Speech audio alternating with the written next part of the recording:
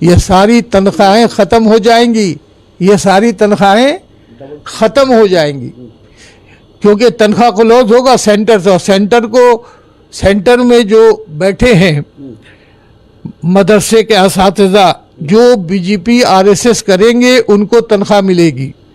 ये सब तनख्वाह जो हमने कराया, जो बढ़ भी गया है, ये सारी तनख्वाहें जो हैं यहाँ बंद हो जाएगी। तो सेंटर और तमाम वक्फ बोर्ड के जितने भी दफातर हैं वो सब उसमें लॉक हो जाएगा। आप देखिएगा मोदी तो उसका चेहरा सूखा हुआ है इस वक्त, देखिए चेहरे पर हमेशा गौर कीजिए। चेहरा बताता है कि चेहरा जो है सबसे बड़ा वो एक आईना है। अब तो जो लोग प्रोटेस्ट ऑफ अमेंडमेंट बिल के खिलाफ कर रहे हैं यूपी वगैरह में, उस पर तो फिर बॉन्ड वगैरह का भी मामला आ गया। बॉन्ड अब बताइए कि योगी क्या बोल रहा है कि सुनो मेरा बुलडोजर चलेगा, सावधान हो जाओ। एक चीफ मिनिस्टर की ऐसी जबान होती है, बताइए किसी भी चीफ मिनिस्टर की जबान इतनी गंदी होती है, होशियार हो जाओ, सब खत्म कर देंगे, और मदरसे में घुसना शुरू कर दिया, ठोक देंगे। ये चीफ मिनिस्टर तो वो जहां से आया वहां तो यही सिखाया जाता है। वो तो मठ से आया ना, वहाँ क्या कहते हैं गोरखपुर के मठ से। ये रोया था पार्लियामेंट में, आप लोगों ने देखा होगा। मैं देखा वो वीडियो भी मेरे पास। ये बुज़दिल है, बुज़दिल की जबान ऐसी होती है। बुज़दिल डराता है कमजोर को, उसको मारने की कोशिश है। ये गुंडा है, गुंडा जिससे अगर दे पैसा नहीं तो मार डालेंगे। बस ये कह रहा है कि दे हमको वोट नहीं तो हम मार डालेंगे, दे हमको जमहूरियत खत्म करके लिख दे के हम लोग आरएसएस की गवर्नमेंट यहाँ कर रहे हैं। बस यही। हुजूर आपने एक बहुत अच्छे जुमले का इस्तेमाल, मुसलमानों को शिद्दत के साथ तहरीक चलानी चाहिए, अगर नहीं चलाता तो क्या क्या नुकसानात होंगे? नुकसानात तो ऐसे होंगे, आप देख रहे हैं कि तमाम मदारिस को लॉक कर दिया जाएगा। यहाँ से जो बोर्ड है इमामों की तनख्वाह के लिए मैंने जो कही थी और लड़े थे इंडोर स्टेडियम में, ऐलान किया था और ममता ने उसको मान भी लिया था। ये सारी तनख्वाहें ख़त्म हो जाएंगी, ये सारी तनख्वाहें ख़त्म हो जाएंगी, क्योंकि तनख्वाह को लॉस होगा सेंटर से, और सेंटर में जो बैठे हैं मदरसे के असातिज़ा जो बीजेपी आरएसएस करेंगे उनको तनख्वाह मिलेगी।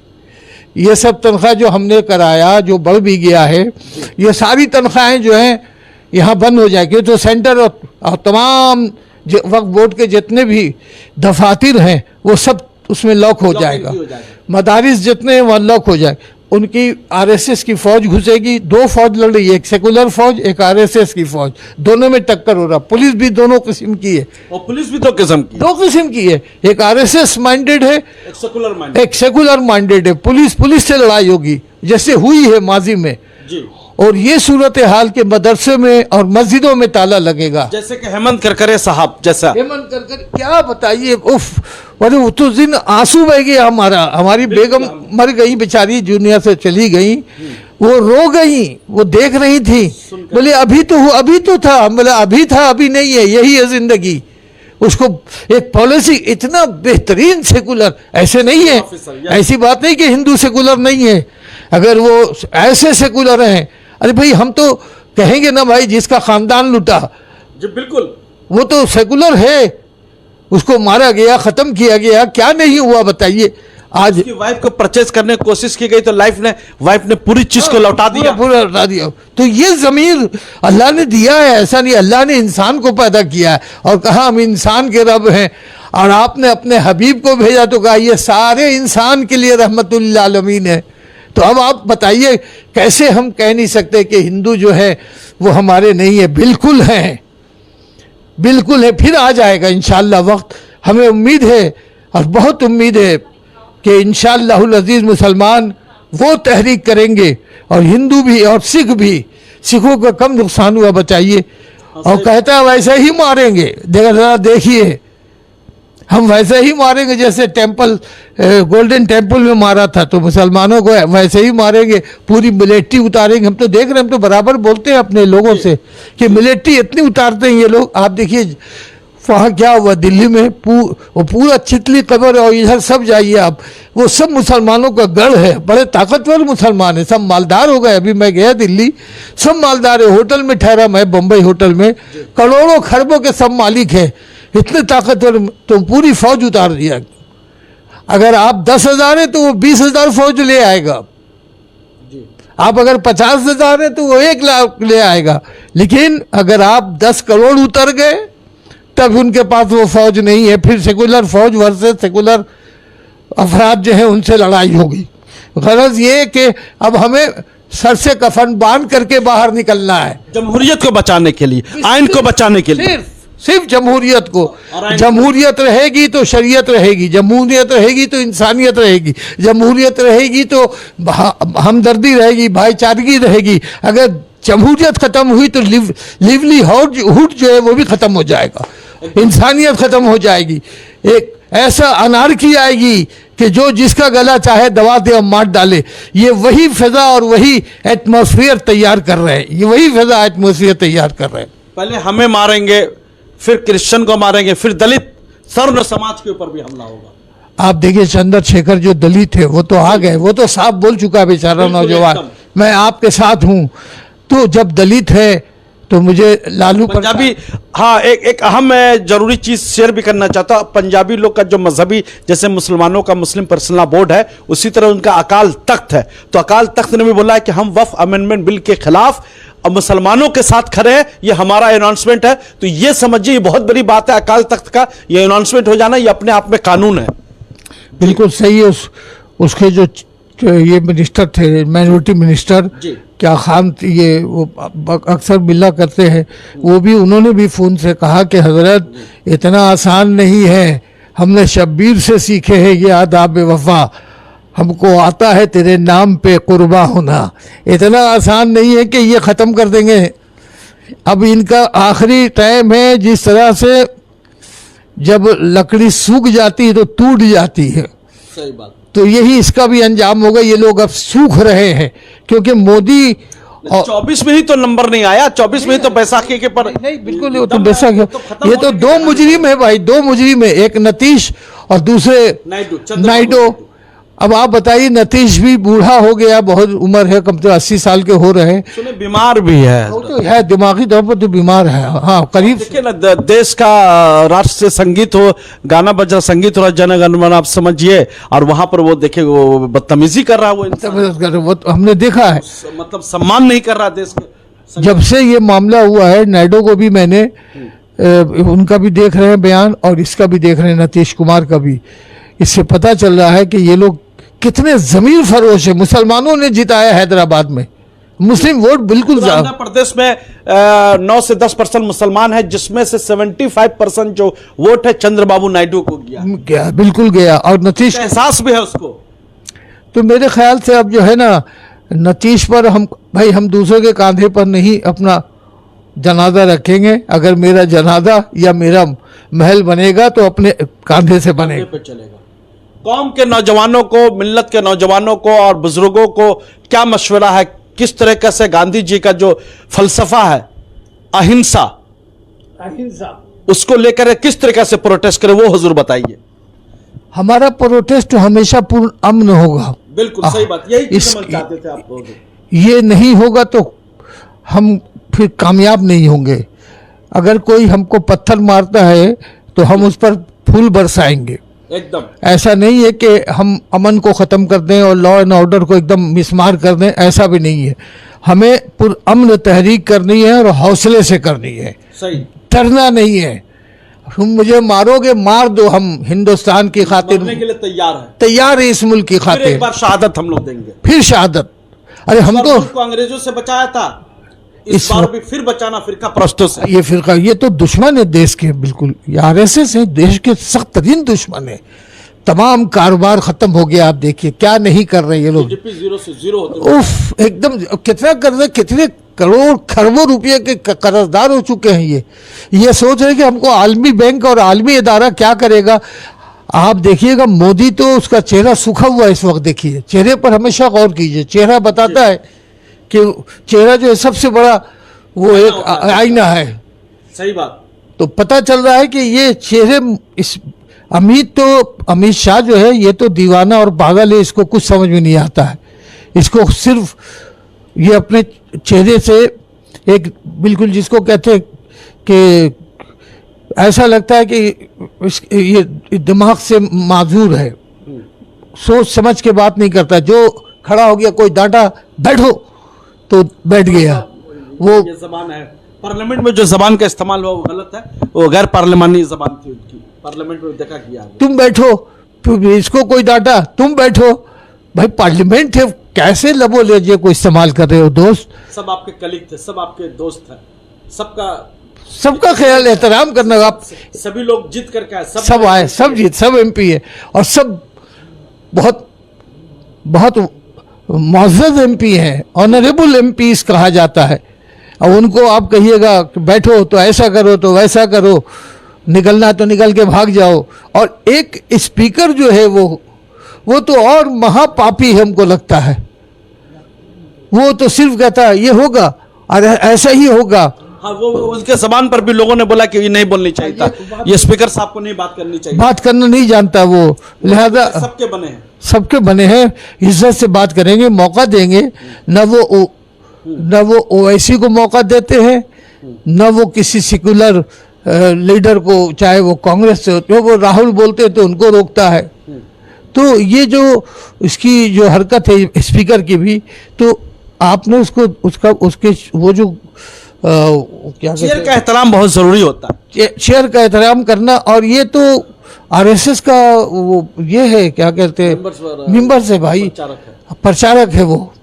लिहाजा उम्मीद तो यही है कि इंशाअल्लाहुल अजीज हमारी पुरअमन तहरीक चलती रहेगी और मुसलमान बच्चे, बुजुर्ग, बूढ़े, औरतें सब बाहर निकल जाए। अगर हो सके तो एकदम आप बैठ जाइए, उठने का नाम न लीजिए, क्या बात है, बैठ जाइए गवर्नर के पास, बैठ सुकून के साथ, बिल्कुल। अब अगर कोई पत्थर मारे तो उसको जाके बताइए कि भाई क्यों पत्थर मारे, हम तो पुरसुकून, हम तो नुकसान नहीं पहुंचा। और इस तरह से बैठ जाएंगे अगर हम लोग और नहीं उठेंगे, और कुछ लोग बने वो इस तरह से करें जैसे हुजूर सल्लल्लाहु अलैहि वसल्लम ने किया था ग़ज़वा तबूक में, कि कुछ आदमी रहेंगे, कुछ आदमी जाएंगे, बाहर से सामान लाएंगे, गरीबों को खिलाएंगे, जो लोग भूखे बैठे हैं, बस जैसा हुजूर ने किया था। ये अगर हुआ, यानी 50 आदमी बैठे हैं, 25 आदमी बाहर निकल गए, वो 25 आके 50 के पास, फिर उसमें से 25 निकला, और फिर वो 25 आकर बैठ गए जो सब ला के देंगे नाश्ता उश्ता, क्योंकि खाना पीना भी जरूरी है, अल्लाह का हुक्म है, खुदकुशी हो जाएगी ना फिर। बिल्कुल। मसला तो सुसाइड का मसला नहीं आना चाहिए, मसला जिस तरह से भी 2 रोटी हो, एक आधी रोटी हो, लेकिन दिया जाए। ये अगर होगा ना, आप बैठ गए अगर, और इनके कम्युनिकेशन को आपने अगर ब्लॉक कर दिया, हमारे ख्याल से रेलवे को भी रोक देनी चाहिए, बिल्कुल रोक देनी चाहिए। इस सारे पैसे किसके पास जा रहे हैं आपको मालूम है ना, कि आप लोग को शायद याद हो, 2006 में वो वक्फ की प्रॉपर्टी थी जिसको खरीदा था ये अंबानी खरीदा था, और 2006 के बाद ये वक्फ की प्रॉपर्टी इसको इतना जो ऊंचा बनाया, तो ये तो महल भी वक्फ में आता है, उसमें सीओ ने उनको रिपोर्ट दे दिया दिस प्रॉपर्टी बिलोंग्स टू, उसके बाद वो सीओ साहब कहाँ गए कोई पता ही नहीं है, उसका साफ कर दिया गया। और कहाँ जाएंगे, अरे जो नहीं आ रहे समझिए साफ हो गए।